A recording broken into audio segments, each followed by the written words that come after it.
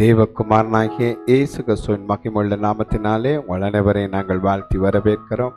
கர்த்தர் நல்லவர், அவருடைய கிருபை உங்கள் அனைவர் மேலும் என்றென்றும் இருப்பதாக. ஆமென்.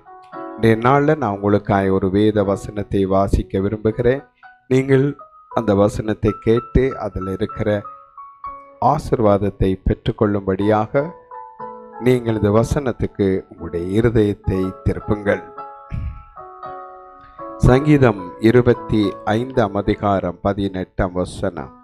என் துன்பத்தையும் என் வருத்தத்தையும் பார்த்து என் பாவங்களை எல்லாம் மன்னித்தருளும் என்று இந்த வசனம் சொல்லுகிறது. என் துன்பம், என் வருத்தம் எல்லாவற்றையும் பார்த்து ஆண்டவரே என் பாவங்களை மன்னியும். அதாவது ஒரு மனிதனுடைய பாவமே அவனுக்கு துன்பத்தையும் வருத்தத்தையும் கொண்டு வருவதாய் இந்த வசனம் வெளிப்படுத்த விரும்புகிறதை பார்க்கிறோம். மனிதனுடைய வாழ்க்கையில பாவம் என்றால் என்ன என்றதை மனிதன் புரிந்து கொள்ள வேண்டும். பாவம் மனிதனுடைய வாழ்க்கையில தான் செய்வது உண்டு. தன்னுடைய பெற்றார், அவர்களுடைய பெற்றார், அவர்களுடைய பெற்றார், அவர்களுடைய பெற்றாராகிய 3ஆம் 4ஆம் தலைமுறையினர் செய்த பாவங்களை எல்லாம் தேவன் உங்களிடம் விசாரிப்பார் என்று வேதம் சொல்லுகிறது. பிதாக்கள் செய்கிற அக்கிரமத்தை தேவன் விடாமல் 3ஆம் 4ஆம் தலைமுறையினரிடம் அதை விசாரிப்பார் என்று வேதம் சொல்லுகிறது. ஆகவே உங்களுக்கு முந்தின முற்பிதாக்களை கூட நீங்கள் அறியாதிருப்பீர்கள். உடைய பேர்கள் கூட உங்களுக்கு தெரியாமல் இருந்திருக்கும். அவர்கள் வழியா கூட பாவமும் சாபம் உங்களை தொடர்ந்து பிடிக்கும் என்று வேதம் சொல்லுகிறது. தொடர்ந்து வரும் என்று சொல்லுகிறது.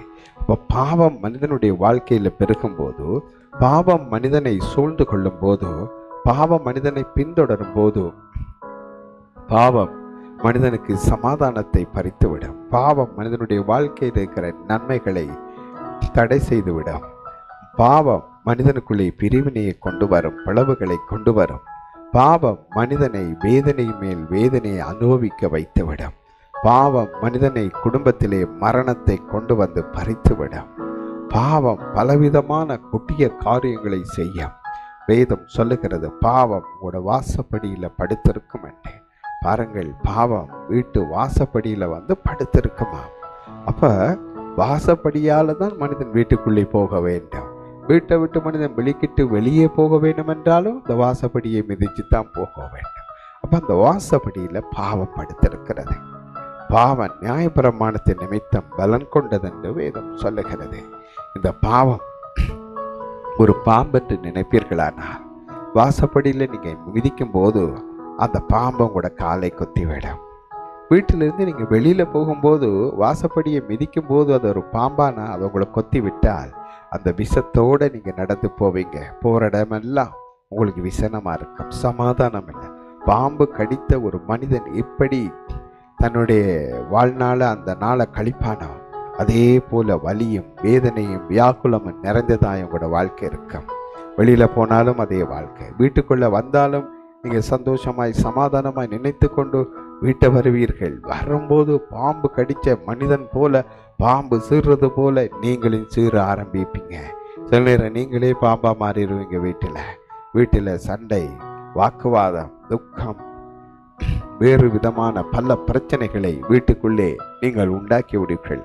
காரணம், இந்த பாவத்தை நீங்க மிதித்து கொண்டு உள்ளே வருவதனால இவைகள் சம்பவிக்கிறது. வேதம் தெளிவாய் சொல்லுகிறது, பாவத்தை மன்னித்தருளும் ஆண்டவரே. பாவத்தின் நிமித்தம் வீட்டுக்குள்ள துன்பம், ஏன் துன்பம் வருகிறது, ஏன் வருத்தம் வருகிறது? மன வருத்தம், மனசுல வர்ற, இருதயத்தில் வர்ற வருத்தங்களும் உண்டு. அதை தவிர நோயாய் வருகிற வருத்தங்களும் உண்டு. இவைகள் எல்லாம் எப்படி வருகிறது என்று நீங்க அறிந்திருப்பீர்கள். ஆகவே இவைகளில் இருந்து ஒரு மனிதனை விடுதலை ஆக்க வேண்டியது அவசியமா இருக்கிறது. ஆகவே இயேசு, வேதம் சொல்லுகிறது, அவர் நம்முடைய பாவங்களை சிலுவை மேல சுமந்து தீர்த்தார் என்று. இயேசு உங்களுடைய என்னுடைய பாவங்களை தன் சரீரத்தில் ஏற்றுக்கொள்ளும் போது அவர் தலையிலே முட்களினால ஒரு முடியை பின்னி வைத்து கோலினாலே அடித்தார்கள். மனிதனுடைய சாபம் இயேசு தன் சிரசிலே முள்முடியாய் சுமந்து கொண்டார். அந்த முள்முடியை அவர்கள் கோலினால் அடித்து ஏற்றின போது அவருடைய சிரசில் இருந்து தோள்கள் கிழிக்கப்பட்டு முட்கள் குத்தி ரத்தம் முகமெல்லாம் வழிந்து வந்தது. அவர் அப்படியாய் நம்முடைய சாபத்தை சுமந்தார். அவரை பார்க்கும்போது அழகும் இல்லை, சௌந்தரியமும் இல்லை, நாம் விரும்பத்தக்க ரூபம் அவருக்கு இல்லாதிருந்தது என்று வேதம் சொல்லுகிறது. ஒரு மனிதனை சாபம் பிடிக்கும் போது பிறர் அவனை விரும்ப மாட்டார்கள். அவனை விரும்பத்தக்க ரூபம் கூட அவனுக்கு இருக்காது. சாபம் அப்படியாய் ஒரு குடும்பத்தை மாற்றிவிடும், அழித்துவிடும், துன்பப்படுத்திவிடும், வேதனை படுத்திவிடும். ஆதலால் சாபத்தில் இருந்து உங்களையும் என்னை விடுவிக்கும்படி இயேசு தன் சிரசிலே முள்முடி சுமந்து கொண்டார். நம்முடைய பாவங்களை அவர் சுமந்து கொள்ளும் போது அவருடைய சரீரத்திலே விலாவினாலே அடித்து கிழித்தார்கள். சவுக்குனாலே ரத்தம் தாரதாரையாய் வழிந்தது. கைகளிலே கால்களை ஆணிகளால் அடித்து சிலுவையிலே 6 மணி நேரம் தொங்க வைத்தார்கள் இயேசுவை. அப்பொழுது அவருடைய சரீரத்திலிருந்து ரத்தம் வழிந்தது. கைகளில் கால்கள் இருந்தெல்லாம் அவருடைய ரத்தம் தாரதாரையா வழிந்தது. கடைசி சொட்டு ரத்தத்தையும் அவர் சிந்தினார். யாருக்காக? உங்களுக்காகவும் எனக்காகவும் இயேசு சிந்தினார். இயேசு உங்களுடைய பாவங்களையும் என்னுடைய பாவங்களை மன்னிக்கும்படி வேதம் சொல்லுகிறது. அவருடைய குமாரனாகிய இயேசு கிறிஸ்துவின் ரத்தம் சகல பாவங்களை நீக்கி நம்மை சுத்திகரிக்கும் என்றே பாவத்தை மன்னிக்கத்தக்க ஒருவராய் பாவத்தை சுமந்து தீர்த்தவர் இயேசு ஒருவர் தான். இந்த பூமியிலே பாவங்களை மன்னிக்கிறதுக்கு அதிகாரம் பெற்றவர் தேவகுமாரனாகிய இயேசு ஒருவர் தான்.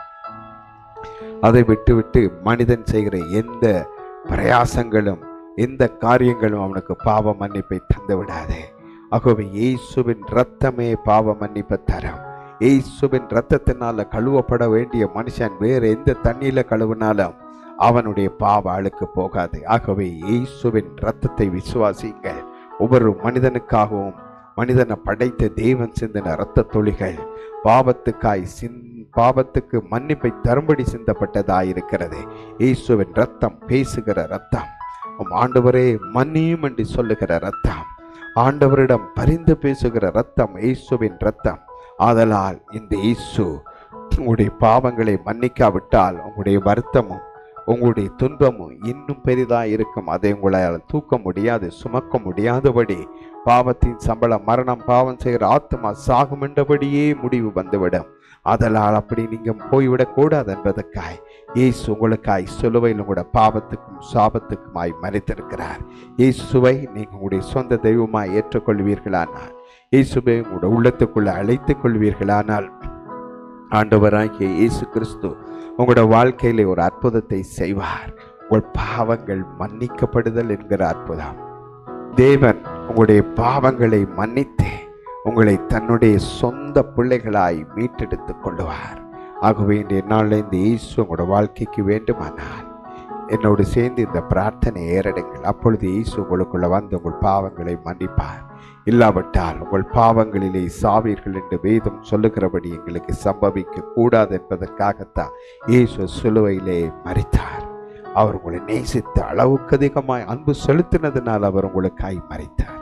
அன்புள்ள பிதாவை, உம்முடைய குமாரன் இயேசுவை உள்ளத்திலே நான் இப்பொழுது சொந்த தெய்வமாய் ஏற்றுக்கொள்ளுகிறேன். இயேசுவே, எனக்குள்ளே வாரம், என் வாழ்க்கையை உம்முடைய கரத்தில் ஒப்புக் கொடுக்கிறேன். பொறுப்படுங்க. நான் ஒரு பாவி, என் பாவங்களை மன்னிங்க. உம்முடைய இரத்தத்தினால கழுவி எனக்கு நித்திய ஜீவன் தாருங்க. என் பாவம் எனக்கு வருத்தத்தையும் துன்பத்தையும் தருகிறது. அதில் இருந்து என்னை விடுதலையாக்கும்படி என் பாவங்களை மன்னிங்க. இனி வருத்தத்தையும் துன்பத்தையும் நான் காணாதபடி சந்தோஷமும் மகிழ்ச்சியும் அடையும்படி செய்யும். எனக்கு நித்திய ஜீவனை தந்தருளும். இயேசுவின் நாமத்தில் ஆண்டவரே உம்மை நோக்கி மன்றாடி பிரார்த்திக்கிறேன். இயேசுவின் நாமத்தில் பிதாவே, ஆமென் என்று சொல்லுங்கள். அன்புள்ள தேவனே, இந்த செய்தியை கேட்டு உம்முடைய பிள்ளைகள் ஒவ்வொருவரையும் உடைய பாவங்களை மன்னிப்பீராக. உம்முடைய இரத்தத்தினால இயேசுவை கழுவி சுத்திகரிப்பீராக. அவர்களுக்கு நித்திய ஜீவனை தரும்படி ஜெபிக்கிறேன். இயேசுவின் நாமத்தில் பிதாவே, ஆமென். ஆம் பிரியமானவர்களே, உங்களுடைய வருத்தத்தையும் துன்பத்தையும் இயேசு நீக்கி உங்கள் பாவங்களை மன்னித்திருக்கிறார். அவருக்கு நன்றி சொல்லுங்கள். ஆமென்.